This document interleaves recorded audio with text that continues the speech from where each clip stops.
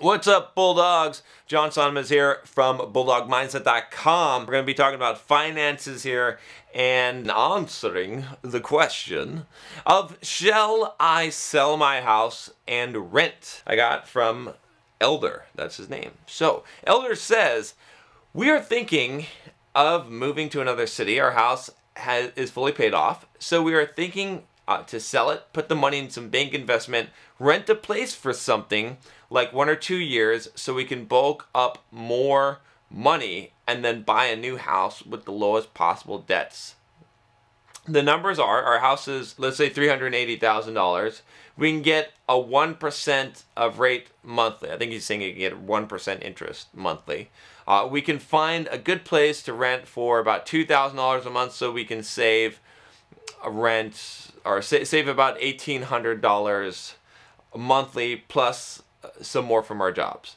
Additional info, my name is Elder. I'm 37 years old. I have a wife and daughter. I've been a software developer for 18 years. First of all, thank you again for your awesome job and a lot to help us developers. I did your blogging course and listen to your podcast daily while going and coming back from my job. Believe me, you helped me to change my life.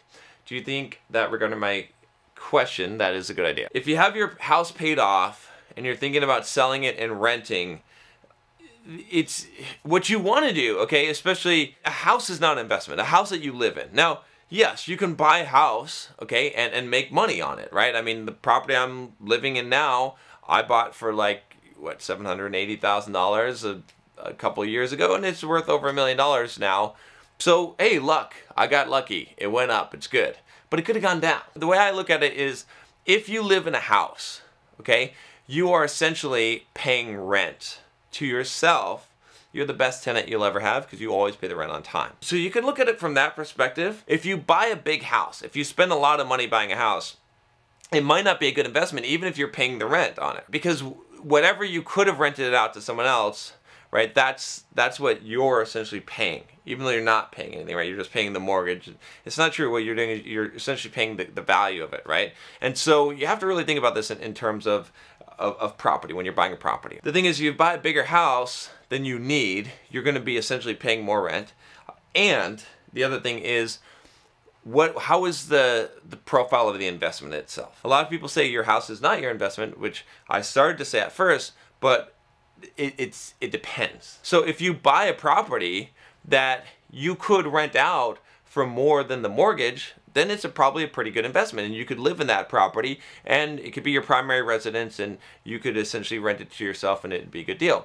But if you buy something that you couldn't rent it for the value, and it would essentially cost a lot of rent, and you don't really need that, it's not a great investment, because it's not really an investment. You see what I'm saying? When you talk about selling your house, okay, and renting for a while so you can save up money, so you can have more money to buy a bigger house with the least amount of debt possible, I don't like that at all. I don't like it for a couple of reasons. One, I don't like the idea of having the money just sit and not gaining interest. It'd be better to have that in a property, in an investment, and to do something with that money, right? It's just not a good idea, and it's also very tempting when you have that money to use that money. The other thing going on here, I would say, that concerns me more than anything else is the fact that you want to save up, you want to take all this money from this one house, you want to save up some more money, add it to the pile, and buy an even bigger house, okay, a more expensive house. This does not ring of being a good investment. I know it's nice to upgrade your house and to upgrade your living, but honestly, and this is my philosophy in life, but it's one that I think you Bulldogs should be adapting or adopting, which is this idea that, like, until you're financially free, you don't get to have nice shit. Okay, you don't get to have the nice car, you don't get to have the nice house, right? Because you're a slave right now. You have to get up in the morning, listen to what someone else tells you to do, okay, and go do it in order to pay for your shit, right? You can't just live freely, okay, like a human being. You're not a free human being.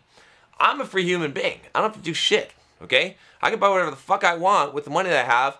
I'm not saying this to brag. I'm saying it because I don't gotta do shit. No boss, no one to tell me what to do. I don't gotta wake up. I don't gotta do anything I don't want to do for the rest of my fucking life because I'm financially free. So I can spend my money however the fuck I want. I can buy whatever I want. It doesn't matter. Now, it doesn't mean it's wise. It doesn't mean that, but at the same time, you see what I'm saying? Is like, if you're not in that position, then you should be as frugal as possible and being conservative, especially with big purchases. You should not have a new car that you have payments on, okay? You should have a house that is small as you can have, right? Whether you buy or rent, I've done some videos, you can check out my whole playlist on real estate investing. I've talked about this before, I'm not going to rehash that, but what does matter is that what's your consumption? Okay, and this is where I'm concerned, I'm concerned that you're taking all this money, you've made a lot of money, you got this house paid off, that's great, so don't consume more, invest. So I would do this is what I would do, okay? You paid off this house, sell your house, great, it's fine. You want to rent and you want to save $1,800 a month by renting, or you want to save some extra money because you can rent cheaper, great, that's fine. Okay, now take that money that you got from this house that you sold, okay, that you paid off. Don't get in a bank with 1% interest.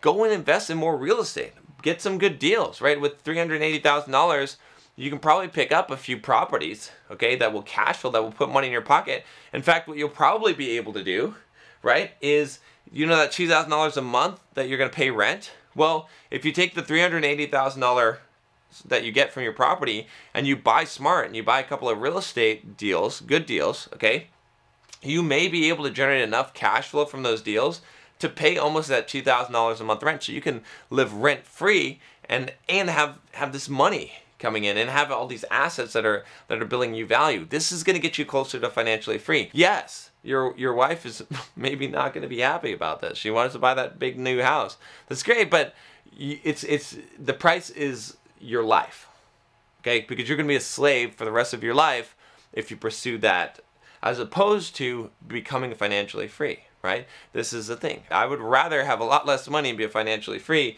and be my own man, be able to do what I want to do, than work for someone else. It doesn't mean that you can't keep a job and you don't have to work for, you could do that. It's a career. It's fine. You can do that stuff. I'm okay with you guys doing that. You don't have to. Not everyone has to be an entrepreneur and whatnot. But if you want to be financially free, this is the path, right? And making an investment where it's not really an investment, where you're buying the bigger house that, even though you could quote afford it, I say you can't afford it. I say that you can't afford shit that you can't pay for cash, and even then you can't afford it unless, my definition of being able to afford something, right, is that you can write the check cash and you don't have to worry about it either. You don't even, like, if you have to think about, should I do this, and it makes you have any kind of heartburn, you can't afford it. I hope that helps you. Hope that makes sense. My advice is don't do this. If you're gonna buy another house, just stay in this house is one option, and it's paid off. That's great. Okay, you could even take a loan out again and then invest in a property, or you could just stay there and live rent free and payment free and save up your money and start investing. Okay, but don't buy a bigger, better house with all this money and go into debt more and think that's an investment. That's not a good plan, in my opinion. All right, that's all I got for you today. If you haven't already, if you want to become a fucking bulldog, change your fucking life, join the pack, click that subscribe button down below, and I will talk to you next time. Take care.